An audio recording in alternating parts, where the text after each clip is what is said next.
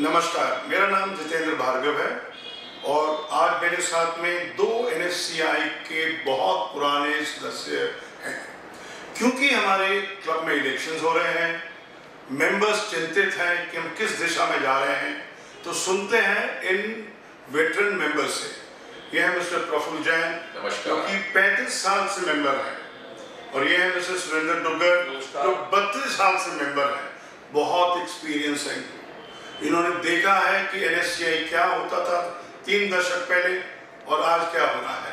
तो इनसे सुनते हैं NSCI की कहानी और NSCI कैसे निरंतर, जो कि हम देख रहे हैं कि स्टैंडर्ड में फॉल, जो डिसकंटेंटमेंट हो रहा है मेंबर्स के साथ में, क्यों हो रहा है, ये प्रफुल्ल जी जरा पहले आप बताइएगा। थैंक यू भार्गव जी।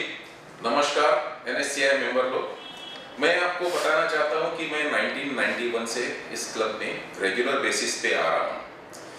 91 से लेके 2005 तक मैंने देखा कि BC चावला जी ने इस क्लब की जो प्रोग्रेस की है वो देखने लायक है, और आज सब आप देख ही रहे, सारा इंफ्रास्ट्रक्चर उन्होंने उस समय तक पूरा कंप्लीट कर लिया था। 1991 से लेके 2005 तक करीब क्लब की स्ट्रेंथ उस समय मेरे ख्याल से कुछ 7000 मेंबर की थी, और 91 में जब मैं मेंबर बना तो मैंने सिर्फ 1 लाख रुपया देके मेंबर बना था। 2005 से लेके 2022 तक करीब हमारे क्लब की अब स्ट्रेंथ है 18,000 मेंबर की, और उन मेंबर से करीब हर समय कभी 20 लाख, 30 लाख या 60 लाख रुपए की मेंबरशिप ली गई है। आज मैं क्लब की जो परिस्थिति देखता हूँ, बहुत ही गंभीर परिस्थिति है। हर समय हमें सुनने को मिलता है कि हमारे पास रिसोर्सेस नहीं है, हमारे पास फाइनेंस नहीं है, क्लब के पास की सारी FDs जो है वो खत्म हो गई है। तो ये परिस्थिति सुनने के बाद मुझे लगता है कि इतने मेंबर का जो सब पैसा आया, आखिर वो पैसा गया कहाँ खर्च हुआ? जब BC चावला जी ने सारा इंफ्रास्ट्रक्चर सब खड़ा कर दिया था उस समय, तो ये पैसे कहाँ गए? भार्गव जी, मैं आपको पूछता हूँ कि आप बताएं, अगर आपको कुछ पता है तो ये हम कहाँ गए रॉन्ग? देखिए, एक तो होता है कि जो गवर्निंग टीम होती है ना, वो कितनी काबिल है, कितनी कमिटेड है, कितना उनका फोकस क्या है। अगर मेंबर्स की तरफ फोकस है तो स्वाभाविक है वो डिसीजन सही लेंगे। तो मेरा ये मानना है कि हम लोग जो मेंबर्स को इलेक्ट कर रहे हैं, वो लोग इसलिए वोट डालते हैं क्योंकि वो मेरे भाई का दोस्त है, मेरी बिल्डिंग में रहता है, उसने रेकमेंड किया है, ना कि क्लब को देख के क्या ये काबिल आदमी है कि नहीं है। तो मैं इससे पहले कि अपने विचार और आगे रखूं, मैं सुनना चाहूँगा सुरेंद्र डुग्गर जी से, क्योंकि ये भी बहुत पुराने मेंबर हैं, तो राजनीति में भी रहे हैं, इलेक्शन भी लड़ चुके हैं, और ये बहुत कुछ क्लब के बारे में जानते हैं। एक विशेष उल्लेख जरूर करिएगा, जरूर कि अगर आप जानना चाहें कि चावला जी ने क्रिएट किया, जैसे कि प्रफुल्ल जैन जी ने बताया, लेकिन मेरे को ये बताया गया है कि उनके अगेंस्ट चार्जेस भी लगाए थे, वो कितना सही था, और ये क्यों ऐसा होता है कि जो काम करता है उसके विरोध बहुत सारी चीजें कही जा सकती हैं, क्योंकि ठीक तरह का वातावरण नहीं बनाता है। डुग्गर जी बताइए। देखिए भार्गव जी, ये मैं आपकी बात से और प्रफुल्ल भाई की बात से सहमत हूँ कि BC चावला, और उसके साथ में मैं एक नाम और जोड़ना चाहूँगा, सुभाष जी चोपड़ा, जिनको हम भूल नहीं सकते, क्योंकि उनके सहयोग के बिना ये असंभव था। ये जो इतना बड़ा विशाल स्टेडियम आप देख रहे हो, ये भाई साहब सुभाष चोपड़ा जी की वजह से इस मुकाम तक पहुंच पाए। अब आप ये देखिए कि जब आपने एक महल और एक इंस्टीट्यूशन खड़ी तो कर दी, लेकिन उस खड़े करने के बाद में उसके ऑपरेशनल आपको उसको करना नहीं आता है। आप बोलते हो कि हमारे पास एक्सपर्टीज नहीं है। अरे जब आप एक्सपर्टीज नहीं है तो आप एक्सपर्टीज क्रिएट करो। आज हमारे देश में एक्सपर्टीज की कमी नहीं है। आज आप इतनी बड़ी संस्था चलाने के लिए बैठे हैं और आप इस एक्सपर्टीज नहीं है करके आप उस संस्था को एक नुकसान के मुकाम पे ले जा रहे हैं। आप बार बार कह रहे हैं कि हमारी क्लब की स्थिति दयनीय है, आप बार बार कह रहे हैं कि हमारे पास पैसा नहीं है।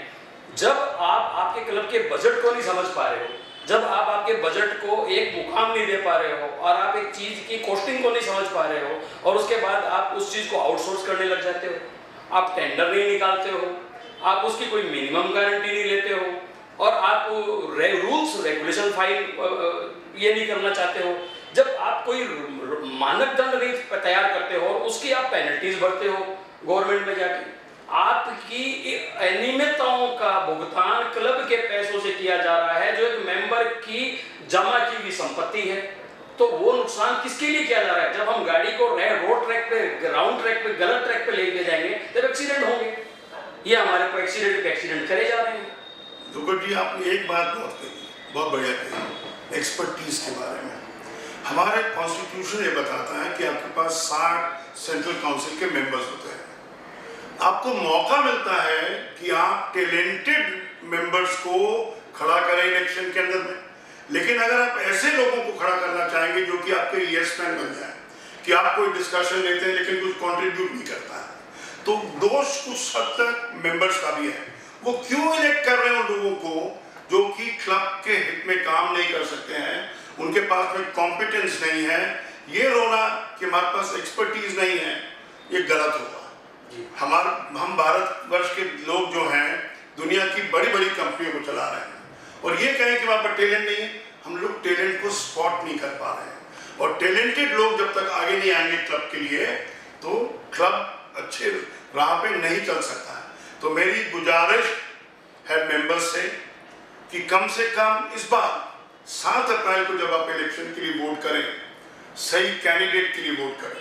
ये बहुत जरूरी है अगर हमको क्लब को सुधारना है, क्लब के फाइनेंसेस को सुधारना है, क्योंकि जब तक क्लब का भविष्य उज्जवल नहीं होगा, member will not feel satisfied. And that is my request to all voters, come in large numbers on 7th of April, vote for an effective opposition. जब अपोजिशन अच्छी होगी, स्ट्रांग होगी, तो कोई मैनेजमेंट गलत डिसीजन नहीं लेगा।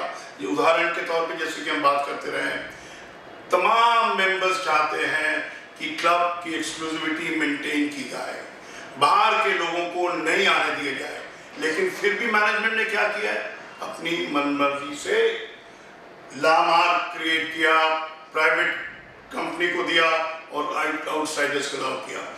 Pedal code is another one. आगे आगे चलते जाएंगे, वो सेम उदाहरण देंगे कि क्लब की वित्तीय स्थिति दयनीय है, गंभीर है, नाजुक है, इसलिए हमको बाहर फैसिलिटी को खोलना पड़ेगा। ये मेरे ख्याल से गलत है, और बेस्ट चीज़ है कि 7 अप्रैल को एक रेफरेंडम की तरह समझा जाए कि if you do not want this practice to continue, don't vote for those who have taken such a decision. बहुत बहुत धन्यवाद आप सबका। बहुत बहुत धन्यवाद। धन्यवाद। Thank you.